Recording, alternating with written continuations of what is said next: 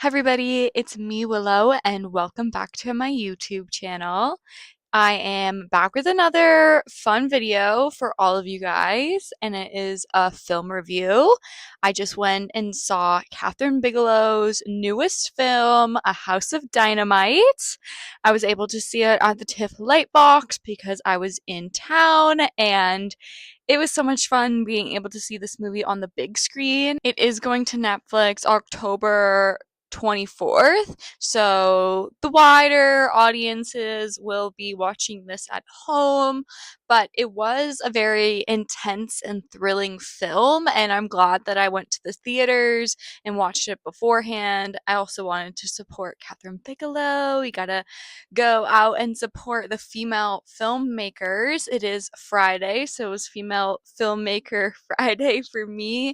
Went out and it was so much fun. So let's dive into the movie. I am just going to preface spoilers. I try to go between not doing too many spoilers in my reviews, but I feel like I just have to spoil this movie because it's really hard to toe the line with no spoilers in this film because it's very hard. So I'm just going to try and do a quick little sum spoiler free about this movie the best that I can. So when a single unattributed missile is launched at the United States, a race begins to determine who is responsible and how to respond. So the film is a political thriller. We are dived headfirst into just a regular day at the White House, in the security all over the United States. We're in the like a base in the middle of the Pacific Ocean. We're in Austin at one point. We're at Gettysburg at one point. We're going back and forth between the different locations of all of these United States, these social service workers. Some of them are higher ranked than others, and you get to see that attributed in different ways in the film. That's actually kind of jarring and scary, an aspect of wondering if you were just one rank higher than somebody else, what would happen to you in an event of a missile heading towards the United States. So really does put your thoughts in perspective. This whole film really made me rethink, just general workers, the people who are in the military, the people who are politicians who have worked their entire lives to strategize foreign politics and understanding war strategies and defense strategies. It is very interesting because I really remove myself from some of that. Like in high school, I was very political, but I definitely lean more towards socialist and pacifist. I really don't and I guess maybe that's a detriment to myself because I don't like to think about the war too much, even though I have, in certain philosophy classes, you discuss is war a necessary thing?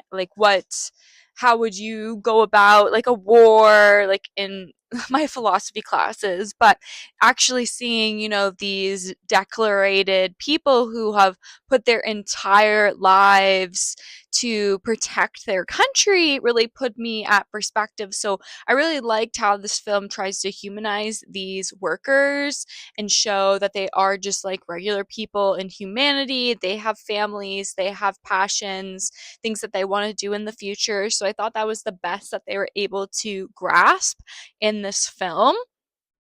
It was very interesting to see the different perspectives because that's one thing about the film, and you kind of go back and forth between these different characters and their different locations as they're slowly becoming more aware of the seriousness of this global event that's happening. We also get to see the president of the United States and his secret service and how they handle with the situation.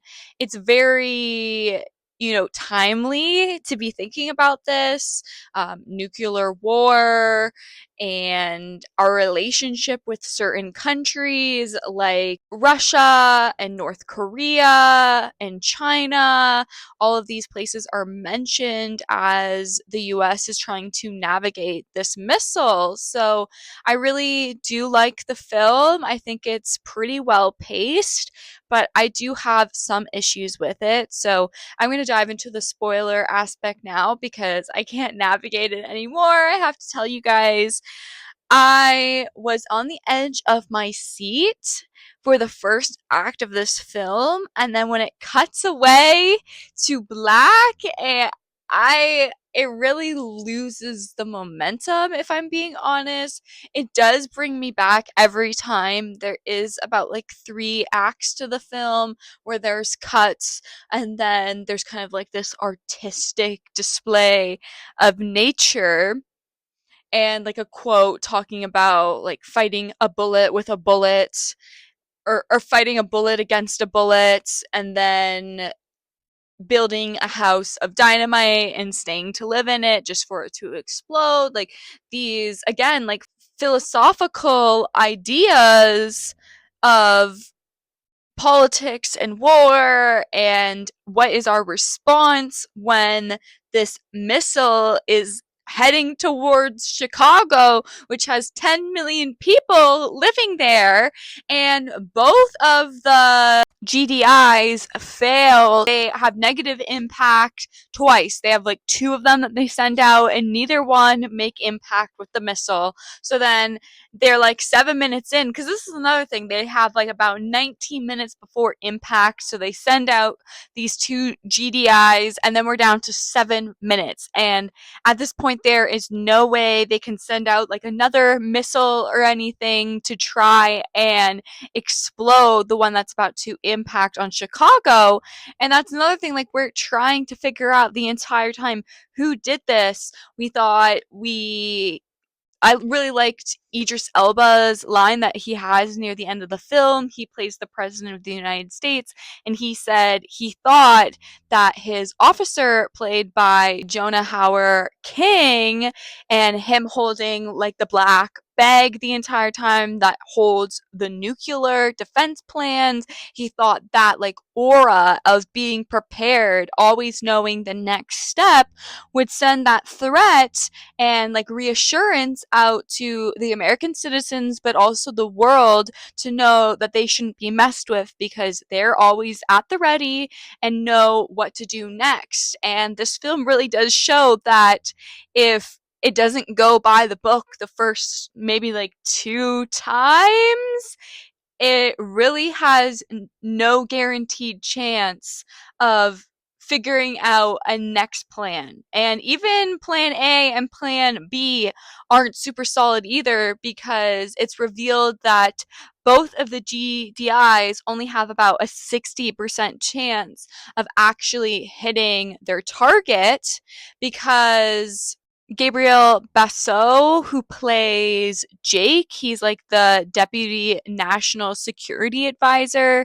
He is discussing how there's only about a 60% chance that the GDIs are going to work, because it's like a bullet trying to hit another bullet. There's only so much room, like that they're going, like surface room for them to hit, at the velocity rates that they're going. It's very interesting to hear about like the mechanics and physics behind this missile incoming, hearing how all these different levels of national security are hearing and processing the information. That is something that I do really like, that this is an ensemble piece.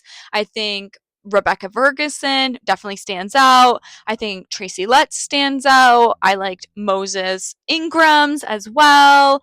I liked Jared Harris. All of these guys really did stand out, and I think it was their acting abilities working the script. This is written by Noah Oppenheim. I really do love Jackie. It's one of my favorite movies. And The Maze Runner is a solid, like, teen apocalypse film. And I do remember enjoying it when I watched it in high school. So seeing those two films and him coming to this one, Jackie does have some semblances to this, but I think Jackie is much stronger screenplay wise. I feel like this film is lacking with the fact that we do have those cuts in the moments of intensity, and then we pivot to a different character and we go back through the entire workday and realizing this missile is incoming for the 19-minute countdown, and we rehash everything. A lot of dialogue is repeated, but like with different intensity because we're from a different perspective. And I do enjoy getting to like single out certain characters, but I feel like this could have worked well if we just tried to interweave all of these storylines into just a simultaneously singular like storyline rather than cutting back and forth and rehashing things. Like, it really does lose some of the momentum because you'll be right on the edge of your seat. We're 2 minutes from income, the president saying I need 1 more minute before he makes the decision if he's going to send out bombers to bomb China, North Korea, and Russia so they could stop like any other attacks that possibly could be orchestrated after the missile hits Chicago. So this is very well thought out. I just really hate the structure, and I wish they would have like interweaved things a little bit better to help with this intensity. It is like this thriller aspect, so you're on this high and then you're just pulled away and you're like, okay, I get to see this guy running down the street again towards the White House. Like, I don't really care about that. And there are like a few other characters who make a significant impact when they're first seen, but then nothing really happens with them. Like, there's this one character who is, just a regular guy in the secret like intelligence room that Rebecca Ferguson works in. So like everybody who works in that room have a really high level of clearance. You're not allowed to bring your personal cell phone into that room. It's all like sealed off from the public, but they've been having some faultiness with their monitors, and everything that's on the screen is the news from the day before. So they just have a regular, TV repairman in there trying to fix it as this like nuclear attack is going down, and he's asking questions and they're like, I'm sorry, I'm not authorized to tell you. And he ends up just like running out, probably trying to go back to his family or something, knowing that things are about to go down. And then there's another character who at the beginning of the film has an interaction with Rebecca Ferguson in like the breakfast line. It's noted that she's fairly new. It seems like she's a reporter from CNN and she's waiting for the press conference to happen with the press secretary, who I also like giggled at because they gave her the red bob of Jen Paskey. I think that's how her last name's pronounced. I miss her little remarks. She was always so quippy, and the fact that they gave that actress that exact same red bob, I was cackling. I thought it was so funny. But that reporter is like hearing news from like this one other person about like a missile launch, I think, or like rumors about foreign relations. And then she's noticing all the commotion going on in the White House and the different briefings rooms and how people are acting really odd.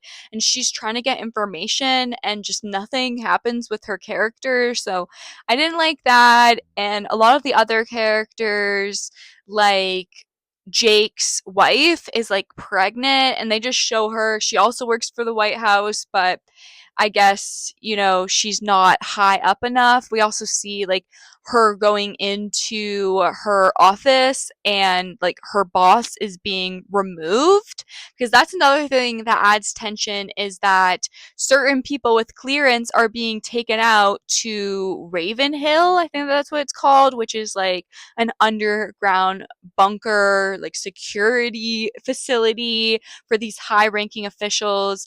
And then some of the other people are going to like the White House presidential bunker, like Jake.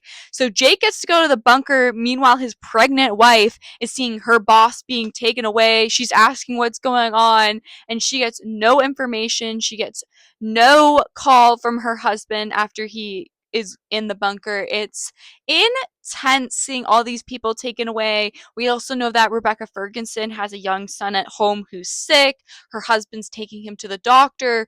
Luckily, she's able to get access to her phone and only gets like maybe like 2 minutes on the call with him to tell him to just drive as far west as possible.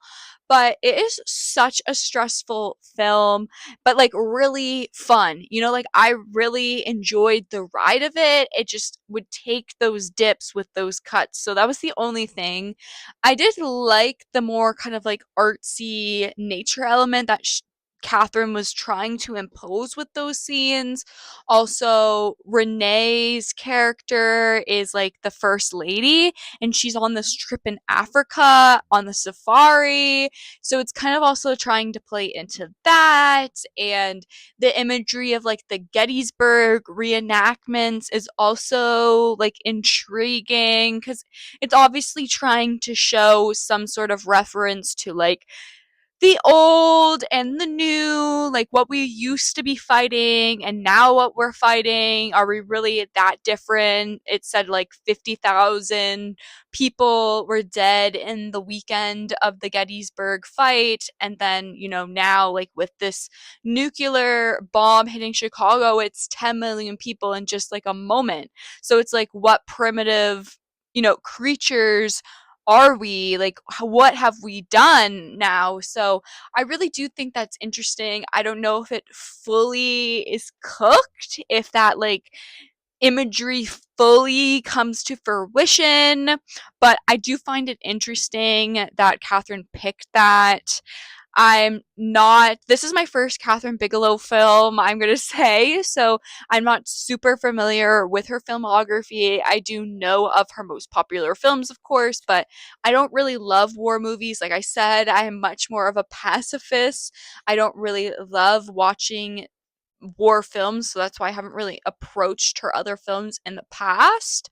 I guess not all of her films are war films, but from like my century, the like 2000s, 2010s, a lot of her films were more war based, but I guess she had like Detroit, which isn't a war film. I should go watch that one, honestly. And this one is more of a political thriller, but it does have like the war aspects of it and showing us the different military bases and national security and the certain defense mechanisms and protocols that everybody goes through. And one thing I thought was very interesting was Idris Elba's president character. He's very fresh. It seems like he was just voted into office in the last little bit.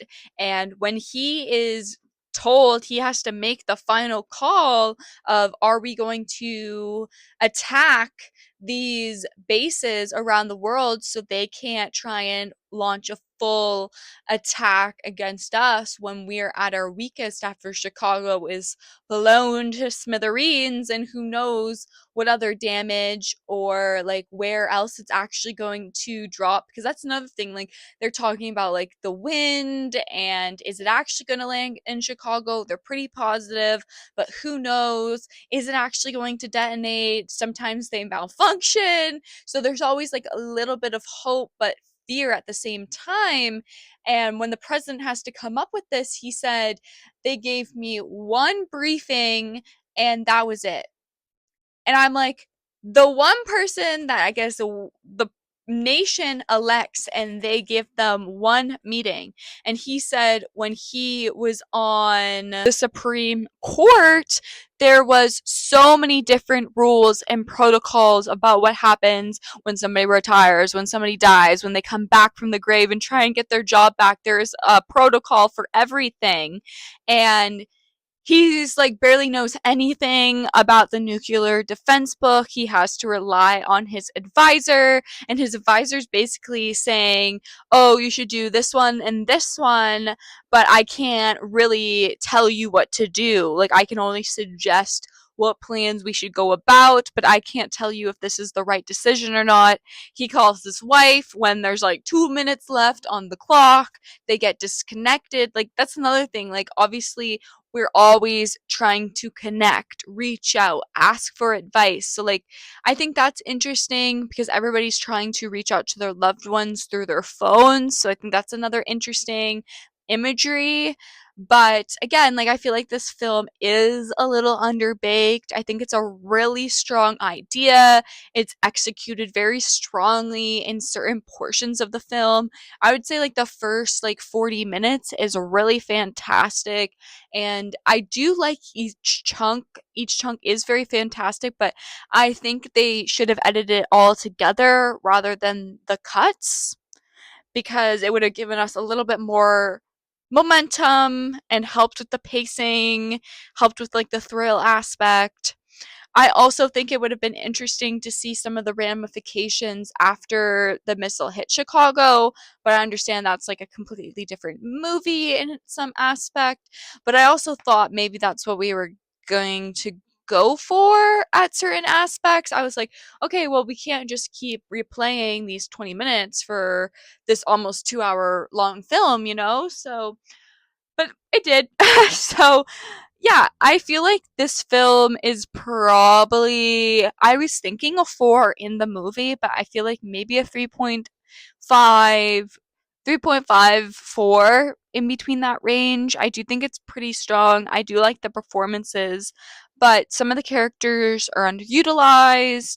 I do think the cuts are just unnecessary and don't necessarily have the emphasis that they want to have, the different perspective shifts, and losing the other characters. Like, that's another thing I didn't mention.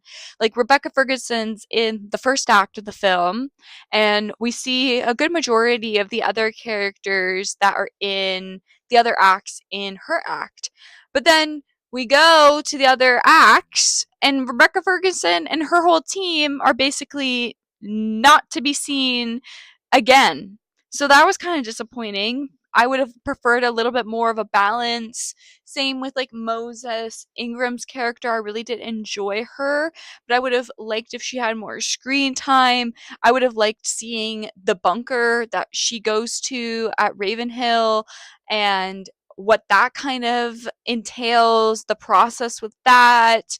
So I feel like there was a lot of ground that we didn't necessarily get to cover fully, even with the military officers who work at the GDI base, and when they fail to, like, it's not their fault, you know, it's the mechanics and the technology's fault, but they probably feel guilty that maybe they thought the timing was off, the protocol, they followed the protocol, you know, like, what did they do? They did everything right, but then it didn't work. So I would have liked to see a little bit more of them and like the ramifications of what they were feeling. And like, I really enjoyed the one conversation that the guy had with his mom over the phone. So once again, like, using the phone. So I think at the end of the day, this film is really about like humanity, taking a look at ourselves when we're in a situation like this, when it's life or death. We really do resort to like having to call our loved ones and reside in the fact that maybe we didn't make the right decisions, and the people at the top of the food chain who have like zero idea are the ones who get to go into like the bases, because I think that was another interesting thing, is like Moses Ingram's character apparently hasn't been working very hard on the job, but she's been elected as one of the people who would be taken away. And meanwhile, all of her coworkers, apparently seem very dedicated to their jobs and don't get to be taken to the bunker. And then also, I thought it was very significant when we saw Idris Elba and he's taken away from his Secret Service men. One of them is played by Brian T. And earlier we hear that Brian, this is his third president that he's worked with. So obviously he's been on the job for quite a bit. He's probably worked his way up the ladder and put in a lot of dedicated years. And, not necessarily saying the same thing about like Idris Elba. Like, he hasn't always put his life on the line to protect the most important person in the United States. So seeing the president get helicopter lifted to safety, meanwhile Brian T is left on the ground, like, I think is very poignant.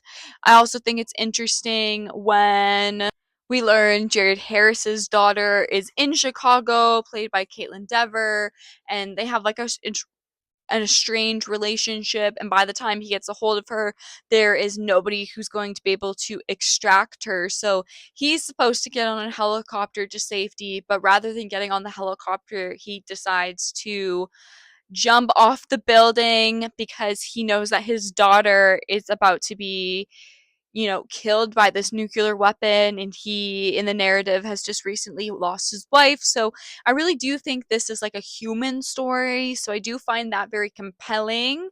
But as like a thriller, political, like, I know what it's trying to tell me, but I just wish it was a little bit punchier and a little bit stronger with this like plot devising that they're trying to emphasis on with the different cuts and perspective changes of understanding, we're all just people at the end of the day, and we're also learning these things as they go. It's never happened before. So, yes, I have mixed feelings about it because the ending as well, like, I knew hearing about the ending was kind of controversial and some people really don't like the ending. I feel kind of mixed on it because it's like I said, like, it would have been nice to see the ramifications after it hit Chicago, but do I really want to see that? Nope. I do not want to see that. So I think it's good that it kind of ends where it does, because it's obvious that it seems like it hits Chicago. Maybe it hits the whole. Because that's another thing. Like, is it just going to hit Chicago, or is it actually going to hit the entire United States or the entire East Coast? Like, so it does leave you wanting more and wondering, okay, is this our future? We are basically at midnight with the doomsday clock, so these doomsday situations are becoming more and more real, and it's it's our reality, that's one of the major quotes that they use in the film. So yeah, I do like the ensemble. I think it's, fairly strong, the acting, and I do like the directing, the cinematography. We get a few very beautiful shots. I like when we're in the motorcade with Idris Elba. I really do like some of the shots we get with him. I also think the shot of Ravenhill's bunker is very interesting. That's kind of the shot that we end the film on, I believe. That's like one of the final shots. And it kind of leaves me wondering, okay, like, all of these people are just going to go into the bunker, and like, what are you going to do afterwards? Like, so I do wish there was a little bit more. So I am kind of frustrated that that's how it ends, but I was expecting it to have some sort of controversial ending like that. So yeah, like I said, I'm thinking 3.5. I Awards. I don't really think anybody in this cast will get nominated. Maybe Jared Harris. I feel like I do like his scenes. They're pretty like tugging at your heartstrings with his daughter. I think Idris Elba's pretty strong in the film too. I think Rebecca Ferguson's very strong in the film, but I don't know if these guys have enough screen time, if I'm being honest, for them to really flex their, acting abilities to beat out some of the competition for this year in the awards. So I don't really think acting awards. I don't think the screenplay is super strong compared to Jackie. So I don't know about original screenplay, but I feel like it could be recognized maybe at the WGA, maybe, and maybe at a couple other like critics picks. I could see it maybe getting recognized. Directing, I think it's, like I said, pretty well done, but I don't love like the cuts, and that is obviously some sort of influence from Kathryn as well, not just the script. So I don't know. I feel like that's also criticism from a lot of people, and her choice not to show it at the end. So I don't know. Like, I feel like I'm sorry, Kathryn. I just don't think she's going to get recognized in too many places either. But maybe I will hold my tongue and I'll be completely incorrect and she'll actually be recognized at a lot of places. Cinematography, I really did like the cinematography, so I'd probably nominate that out of anything in the film because I really did like the cinematography. I thought the music was fun, but it's the same composer who did Conclave. Volker Betterleman, I believe he did Conclave, and it sounds very similar to that. And I've seen some other people talk about that. So, kind of, tense and fun, but it sounds very familiar to something he's done before. So, overall, a mixed bag, but I did enjoy it. So, despite my criticisms, I did have a fun time. Like I said, I was on the edge of my seat. I do enjoy this like intense thriller that I got to watch, and I thought it was great to see it on the big screen. So I think I'll give it a rewatch when it goes on Netflix. But if you have the opportunity to go see it in the theaters for the limited release before the 24th, I would highly suggest you guys checking it out because I do think it's worth it. And I do like supporting female directors and just filmmaking in general at the theaters. So let me know what you guys think of Kathryn Bigelow's A House of Dynamite in the comments if you've had a chance to see it. Let's have a conversation together down below. Thank you guys so much for engaging in my video by leaving a thumbs up if you enjoyed my review and giving me the comment. If you like content like this with more movie reviews and awards predictions for the 2025-2026 awards season, make sure you hit the subscribe button and hit the post notification button so you don't miss out on any of my content. I'm trying to be more frequent with it and post multiple times a week with a different variety of, like I said, movie reviews, pop culture content, awards predictions. I'm really in with everything. So give me a subscribe. Check me out on Awards Expert app, on Letterboxd, on TikTok. I'm pretty active on all of those social medias. So thank you so much for engaging with my content because it helps push me out in the algorithm and meet other like-minded folks like all of you guys. So thank you so much for watching my review, and I'll see you in my next one. Bye!